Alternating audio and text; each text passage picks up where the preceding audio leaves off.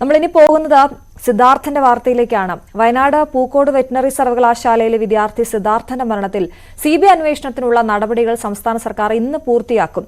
CBI അന്വേഷണത്തിന് ശുപാർശ ചെയ്തുള്ള മുഴുവൻ രേഖകളും സംസ്ഥാന സർക്കാർ ഇന്ന് നേരിട്ട് കേന്ദ്രത്തിന് കൈമാറും.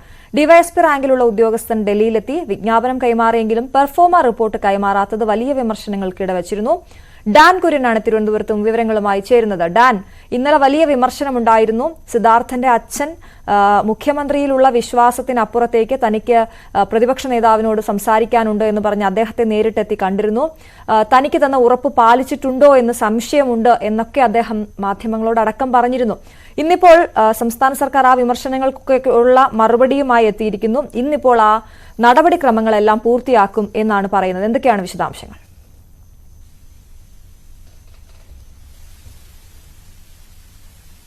സമയമാണ്. അതുകൊണ്ട് തന്നെ ഈ സിദ്ധാർത്ഥന്റെ മരണവുമായി ബന്ധപ്പെട്ട തുടർ നടപടികൾ, അതായത് സിബിഐക്ക് കേസ് കൈമാറാമെന്ന ഉറപ്പ് മുഖ്യമന്ത്രി സിദ്ധാർത്ഥന്റെ പിതാവ് ജയപ്രകാശിന് നൽകിയെങ്കിലും അതുമായി ബന്ധപ്പെട്ട തുടർ നീക്കങ്ങൾ അത് പൂർത്തിയാക്കാൻ കഴിയാതെ വന്നതാണ് സർക്കാരിനെയും ആഭ്യന്തര വകുപ്പിനെയും പ്രതിരോധത്തിലാക്കിയത്.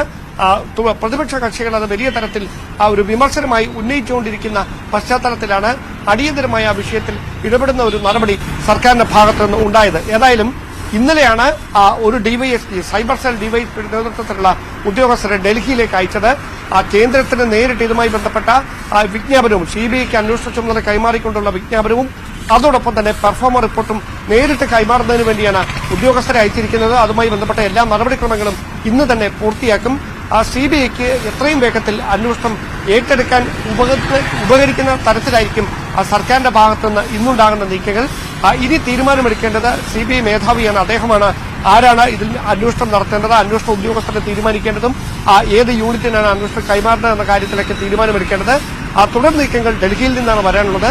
സർക്കാരിന്റെ ഭാഗത്തുനിന്ന് ഈ അന്വേഷണം സിബിഐക്ക് കൈമാറുന്നതുമായി ബന്ധപ്പെട്ട അവസാനവട്ട കടമകളും ഇന്ന് പൂർത്തിയാക്കുമെന്നാണ് നമുക്ക് ലഭ്യമാകുന്ന വിവരം. എന്തായാലും ഈ സിബിഐക്ക് അന്വേഷണം കൈമാറാനുള്ള വിജ്ഞാപനം ഇറക്കി ആഴ്ചകൾ പിന്നിട്ട ശേഷവും പെർഫോമ റിപ്പോർട്ട് കൈമാറാൻ വൈകിയതാണ് ഈ സംഭവം വിവാദമാകുന്ന തരത്തിലേക്ക് കാര്യങ്ങൾ എത്തിച്ചത്. അശ്വതി, അത് സർക്കാരിന്റെ പ്രതിച്ഛായ തന്നെ ബാധിക്കുന്ന കാര്യമല്ലേ? പ്രത്യേകിച്ച് ഒരു തെരഞ്ഞെടുപ്പ് ഇത്രയും അടുത്ത് നിൽക്കുന്ന സാഹചര്യത്തിൽ ഒരു വലിയ ചർച്ച ചെയ്യപ്പെട്ട വിഷയമാണ് സിദ്ധാർത്ഥന്റെ പൂക്കോട് വെറ്റിനറി സർവകലാശാലയിൽ സിദ്ധാർത്ഥന്റെ മരണം.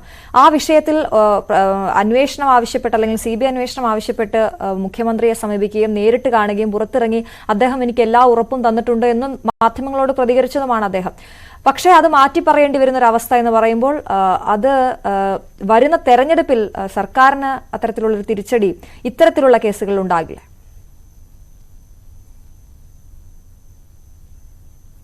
സ്വാഭാവികമായും അത് വലിയ തരത്തിലുള്ള വിമർശനങ്ങൾക്ക് വഴിവെക്കുന്ന സാഹചര്യമുണ്ടാകും. ആ വിമർശനങ്ങളങ്ങനെ ഒരു വശത്ത് നിന്ന് ഉയരുന്ന സാഹചര്യം വന്നതുകൊണ്ട് തന്നെയാണ് വീഴ്ച വരുത്തിയവർക്കെതിരെ കടുത്ത നടപടികൾ ഉണ്ടാകുമെന്ന് മുഖ്യമന്ത്രി തന്നെ ആഭ്യന്തര സെക്രട്ടറിയെ അറിയിച്ചത്. അതിന് തൊട്ടു പിന്നാലെയാണ് ആഭ്യന്തര വകുപ്പിലെ 3 പേരെ സസ്പെൻഡ് ചെയ്തുകൊണ്ട് ഇന്നലെ വൈകിട്ട് തന്നെ ഉത്തരവിറങ്ങിയത്. കാരണം അത് വലിയ തരത്തിൽ സർക്കാരിനെ പ്രതിരോധത്തിലാക്കുന്ന തരത്തിലേക്ക് ആ പ്രചാരണം വ്യാപിക്കുമെന്ന് മനസ്സിലാക്കിയത് കൊണ്ട് തന്നെയാണ് മുഖ്യമന്ത്രി തന്നെ വിഷയത്തിൽ ഇടപെട്ട് വീഴ്ച വരുത്തിയ ഉദ്യോഗസ്ഥർക്കെതിരെ നടപടിയെടുക്കുന്ന സാഹചര്യമുണ്ടായത്. ഇനി അറിയാനുള്ളത്, ഈ ഉദ്യോഗസ്ഥർ ബോധപൂർവം അങ്ങനെ ഒരു വീഴ്ച വരുത്തിയതാണോ, ആരുടെയെങ്കിലും നിർദ്ദേശത്തിന് അനുസരിച്ച് ഈ പെർഫോമ റിപ്പോർട്ട് കൈമാറാൻ ബോധപൂർവം വൈകിപ്പിച്ചതാണോ? ഇക്കാര്യങ്ങളൊക്കെ വ്യക്തത വരേണ്ടതുണ്ട്.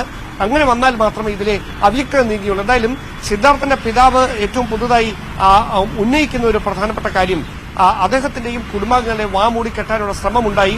അതുണ്ടായത് ഈ തെളിവ് നശിപ്പിക്കുന്നതിന് വേണ്ടിയാണ്. കാരണം സിബിഐയുടെ അന്വേഷണം ആരംഭിക്കാൻ വൈകുന്ന അത്രയും സമയം തെളിവ് നശിപ്പിക്കാൻ വേണ്ടി എടുക്കാനായി ബോധപൂർവ്വം നടത്തിയ ശ്രമമാണ് ഉണ്ടായത്.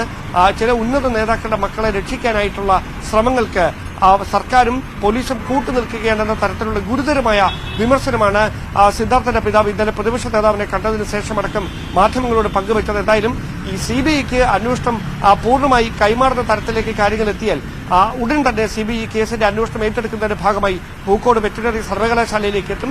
ഈ കേസുമായി ബന്ധപ്പെട്ട് ഇപ്പോഴും ഈ ചുരുള അഴിയാത്ത ഒരുപാട് രഹസ്യങ്ങളുണ്ട്. അതിൽ ആരോപണ വിധേയരായ 3 പെൺകുട്ടികളെ അടക്കം ചോദ്യം ചെയ്യാൻ പോലീസ് തയ്യാറായില്ല എന്ന ഗുരുതരമായ ആക്ഷേപം ഏതാനും ദിവസങ്ങളായി സിദ്ധാർത്ഥന്റെ പിതാവ് ആവർത്തിച്ചുകൊണ്ടിരിക്കുകയാണ്.